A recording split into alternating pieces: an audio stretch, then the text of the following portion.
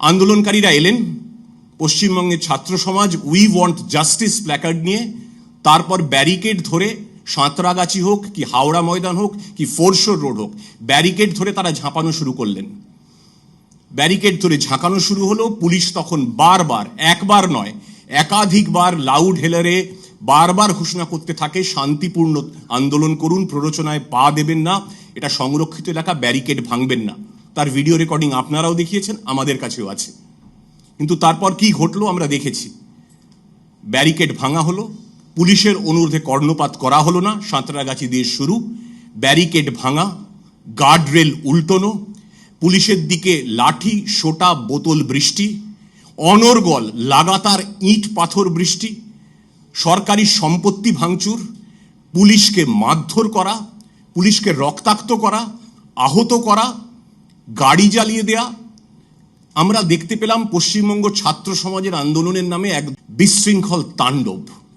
তাণ্ডব ছাড়া আর কি বিশেষণ প্রয়োগ করা যায় আমরা জানি না। তাণ্ডব বোধহয় খুব নরম বিশেষণ হলো, সম্পূর্ণ বিনা প্ররোচনায়।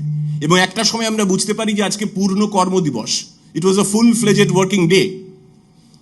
আমাদের অ্যাকশন নিতে হবে। এই দুষ্কৃতি নাহলে এমন কিছু ঘটনা ঘটিয়ে ফেলবে যাতে সাধারণ মানুষের, আজকে প্রচুর মানুষ কাজে বেরিয়েছিলেন, সমস্ত দফতর খোলা ছিল, একটা কর্মব্যস্ত দিন, সেইখানে অশান্তি করে এমন একটা পরিস্থিতি তৈরি করার চেষ্টা হচ্ছিল যাতে এমন কিছু ঘটনা ঘটে যায় যে সাধারণ মানুষের কোনো ক্ষতি হয়ে যায়, বা পুলিশকে এতটা প্ররোচনা দিয়ে দেওয়া যায় যাতে পুলিশ এমন কিছু করে ফেলে যাতে আন্দোলনকারীদের সুবিধে হয়। পুলিশ সেই ফাঁদে পা দেয়নি।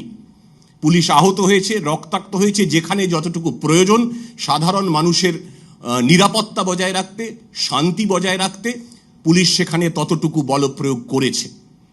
কিন্তু পুলিশ রক্তাক্ত হয়েও, বারবার আক্রান্ত হয়েও কোনো ধরনের প্ররোচনায় পা না দিয়ে চূড়ান্ত ধৈর্যের এবং সংযমের পরীক্ষা দিয়েছে, সেটা আপনারা দেখেছেন।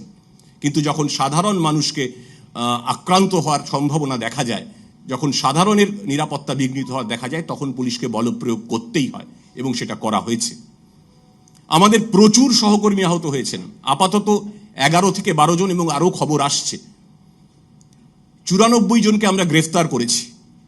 এইটা ভাবার কোনো কারণ নেই যে আজকে আমরা ধৈর্য এবং চূড়ান্ত সংযমের পরীক্ষা দিয়েছি বলে যারা আজকে এই অশান্তিটা করলেন, সাধারণ মানুষের জীবন বিপন্ন করলেন, অশান্তি তৈরি করলেন বিনা প্ররোচনায়।